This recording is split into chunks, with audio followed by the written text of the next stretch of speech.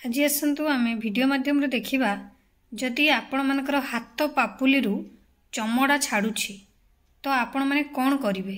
हाथ पापुली आ पादरू अनेक टाइम रे आपण माने देखिथिबे हमर चमड़ा छाड़ी थाए जोटा कि चेका चेका होई काती टाइप रो चमड़ा छाड़े।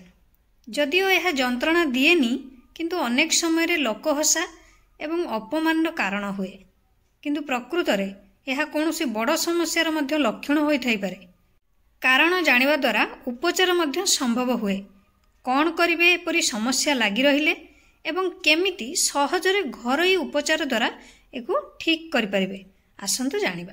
अनेक समय रे लक्ष्य करिथिबे पापुली और पादर तली पारु चेका चेका होई चमड़ा छाड़े। प्रथमे सुखिला और धला देखा जाई खड़पा टाइप रो काती छाड़िला परी बाहरी थाए। जेहेतु एथिरे व्यथा किंबा अन्य कोनोसी लक्षण न थाए तेणु अनेक समय मनीष यहाकू अणदेखा करिदिए, किंतु कौनसी सर्वसाधारण स्थान पारिवारिक किंबा सामाजिक आयोजन रे उक्त समस्या भोगुथुवा व्यक्ति संकोच अनुभव करती। तेबे ए समस्यार समाधान उपलब्ध बोली मध्य अनेक जानती नहीं, किंतु समाधान पूर्वरु कारण जानिबा निहाती आवश्यक होइथाए। हाथ धोइबा बारंबार गरम पानी एवं साबुन रे हाथ धोइबा द्वारा त्वचार प्राकृतिक तैल नष्ट होई चर्म शुष्क रुक्ष होई चोपा छाड़िला परी छाड़ी थाए। सही परी बारंबार हैंड सैनिटाइजर व्यवहार द्वारा मध्य एथिरे थिबा अल्कोहल त्वचा को शुष्क रुक्ष करी काती छाड़िला परी समस्या मध्य देखा जाए। बारंबार अत्यधिक गरम पानी एवं रुक्ष तीव्र मेडिकेटेड साबुन रे हाथ न धोई हालुका उषुम पानी रो व्यवहार करिबा उचित। हाथ धोइबा पई माइल्ड साबुन बा हैंड वाश व्यवहार भल। अति बेसी रे 20 सेकेंड पई हाथ धुअंतु। हाथ धोई सारी सफा कपड़ा रे पोछि संपूर्ण सुखिबा पूर्वरु क्रीम बा मॉइस्चराइजर व्यवहार करिबा आवश्यक। मॉइस्चराइजर को केवल पापुली रो नुहे बरं आंगुठी एवं नखरे मध्य व्यवहार करिबा जरूरी। जो माननकु बारंबार हैंड सैनिटाइजर व्यवहार करिया पई पड़ी थाए सेमाने मध्य सैनिटाइजर सुखिबा परे मॉइस्चराइजर व्यवहार सुफल देई थाए। काती परी चमड़ा छाड़िबा समस्या रहिथिले तीव्र बास्नायुक्त मॉइस्चराइजर व्यवहार करिबा उचित नुहे। मॉइस्चराइजर सह मझिरे मझिरे पेट्रोलियम जेलीर मध्य व्यवहार आवश्यक। विभिन्न जलवायु और वायुमंडलीय परिवर्तन कारणरू मध्य हाथ आ पादरू चमड़ा छाड़ी पारे। शीत ऋतु रे वायुमंडल रे आर्द्रता कम रही थाए एवं शुष्क पवन बही थाए। यह त्वचा को शुष्क रुक्ष करी फटाई दिए एवं चोपा छाड़िला परी चमड़ा छाड़ी जाए। शीत ऋतु रे स्नान परे मॉइस्चराइजर लगाइबा उचित। अत्यधिक गरम पानी रे न गाधोई हालुका उषुम पानी व्यवहार भल। तीव्र बास्ना एवं अल्कोहल बेस्ड साबुन व्यवहार एही समस्या को बढ़ाई दिए। 20 रु 30% व्यक्ति ठारे एक्जिमा कारणरू पापुली एवं पादरू चमड़ा छाड़ी थाए। यह जेनेटिक एलर्जिक किंबा इरिटेशन कारणरू होई थाए। एथिरे चर्म सुखिला रुक्ष एवं प्याच रंग साधारण ठारू गाढ़ देखा जिबा सह कुंडेई ही थाए। समय समय यह फुली जाए, मोटा शुष्क खड़पा बा बिंडा पड़ी जाए एवं नशा देई थाए। सोप फ्री क्लींजर व्यवहार करंतु। एलर्जी सृष्टि करुवा द्रव्य ठारू दूरेई रुहंतु। डाक्तरंक परामर्श क्रमे क्रीम किंबा ऑइंटमेंट व्यवहार करंतु। शरीरर कौनसी अंशरू जदि चमड़ा छाड़ू थाए ताकू नखरे कुंडाई किंबा रांपी जबरदस्ती छड़ांतु नहीं।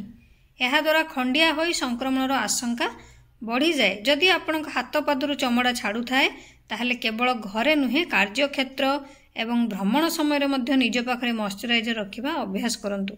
गोटे भल मॉइस्चराइजर आपनक त्वचार अनेक समस्या समाधान करिथाए। सेहीपरि काती परी चमड़ा छाड़ुथिले साधारण पेट्रोलियम जेलीर व्यवहार खूब उपकारी। यह त्वचा उपरे गोटे आवरण बनाई आर्द्रता नष्ट हेबाकू रक्षा करे। नखमूलरे आउ चारिकड़े पेट्रोलियम जेली लगाइबा खूब जरूरी। ताले चलंतु एबे आमे घरोई उपाय जानिबा कोन आमे घरोई उपचार द्वारा हमर ई चमड़ा छाड़ुथुवा समस्या को दूर करि परिबा। सेति पई आपण माने नडिया तेल व्यवहार करि परिबे, नहले एलोवेरा जोटा कि घी कुआरी सेक जदि बगीचारे घी कुआरी गछ अच्छी सतेज पत्र गोटे आनी ता भितर पल्प को कोरी 1 घंटा पे फ्रिज रे रखी दियंतु। यह फ्रिज रु बाहर करी आंगुठी चारिकड़ किंबा चमड़ा छड़ा छाड़ी जगार ताकू लगातु नहले जो आपंकर सनबर्न स्थान में लेप देले आराम मिले। सतेज पत्र नथिले बाजार रे उपलब्ध एलोवेरा जेल व्यवहार करें। घी कुआरी पत्र को फ्रिज रे रखी व्यवहार करने द्वारा आउ कुंडई हुए नहीं। जदि घी कुआरी को एलर्जी थाए ताहले यही उपाय करंतु नहीं। सेमती आपण माने महू व्यवहार करें। फाटी जाइथिबा अत्यधिक क्षत होइथिबा स्थान रे महू लगाइबा द्वारा बरং यह क्षतिपूरण बा हिलिंग रे सहाय्य करे। पानी ताजा जूस तटका पनीपरिबा सालाड फल रु अधिक मात्रा निज खाद्य रे शामिल करंतु। डिहाइड्रेशन रु निज को रक्षा करंतु। बाहर को जिबा समय रे चमड़ा छाड़ुवा अंश को घोड़े रखंतु। घरे बनातु मॉइस्चराइजर। गुड आफ्टरनून आपण समस्त को मो तरफ नमस्कार। आशा करछि आपण माने समस्त भलरे थिबे। ताले चलंतु वीडियो आरंभ करिबा। किंतु वीडियो आरंभ करबा पूर्वरु आपण मानक भितर कहि जदि आज मो चैनल ले नुआ थांती ताले प्लीज प्रथम चैनल को सब्सक्राइब कर दियंतु। पाखरे थिबा बेल आइकन को क्लिक करंतु जहा फल मो नुआ नुआ वीडियो रो नोटिफिकेशन आपण मानक पाखरे खूब शीघ्र पहुंची जिवो। ताले केमती बनेबा घरे मॉइस्चराइजर ना ग्लिसरीन 4 चामच नियंतु। नड़िया तेल 2 चामच नियंतु। एलोवेरा जेल 4 चामच नियंतु। महू 1 चामच नियंतु। गोलाप जल 1 चामच नियंतु। ए सब गोटे पात्र नहीं भल भाव फेंटी दियंतु जेमती क्रीम टाइप रो बनी जिवो। ताकू एबे काच डबार गोटे फ्रिज रे रखी व्यवहार करि परिबे। जेहेतु आपण को घरे प्रस्तुत करिवे तणु अल्प अल्प मात्रा रे को बनेबे। सरी गला परे नेक्स्ट आउ थरे बनेबे। नष्ट हेबार आशंका रहिबो नाही। आशा करछि आपण मन को वीडियो बहुत हेल्पफुल लागिथिबो। घरे ई मॉइस्चराइजर क्रीम टी को बनांतु। आउ जत्ते बेले काम करूचंती तो हाथ टी को भल भाव रे आगर धोइबे तापरे पोछिबे जेमते पूरा सुखिला करबेनी। हल्का टिके थिबो हाथटा टिके पूरा सुखी नथिबो से टाइम रे आपण माने ई मॉइस्चराइजर क्रीम को लगे मालिश करके छाड़ी दियंतु। देखिबे जो हाथ पादरो आपनकर चमड़ा छड़ीबा समस्या अछि ना सहज रे आपनकर ई समस्या दूरेई जिवो।